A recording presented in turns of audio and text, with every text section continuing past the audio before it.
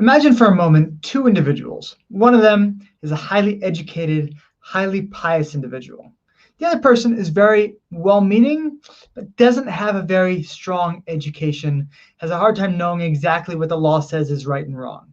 So the very pious, educated person sees the less educated person about to make a colossal mistake. They're about to transgress an important law that they probably don't know about. They probably don't know exactly what is going on. They probably have seen other people doing something, and they think they're doing the right thing, but they've got it wrong. They're not following the rules correctly.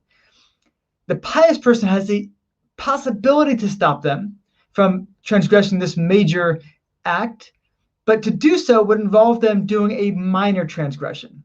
So you've either got the pious person making a minor transgression and the less educated person doing nothing wrong, or the pious person doing nothing and the less educated person transgressing a major prohibition. What should you do in that scenario?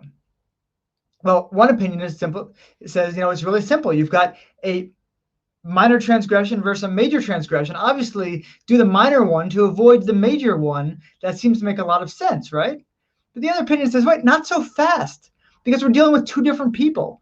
Should one person who is very well educated and who knows what they're supposed to be doing transgress something to save somebody else, even though the transgression of the other person would be major and their own would be minor?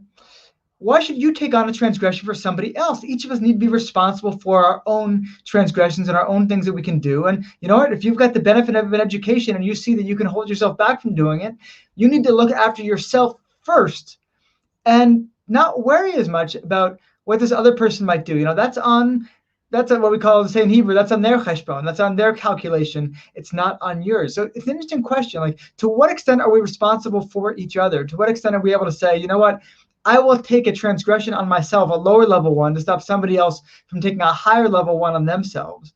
Or do we say, no, look, there are people who do high level transgressions all the time. Me, I've got to be very meticulous about my own behavior.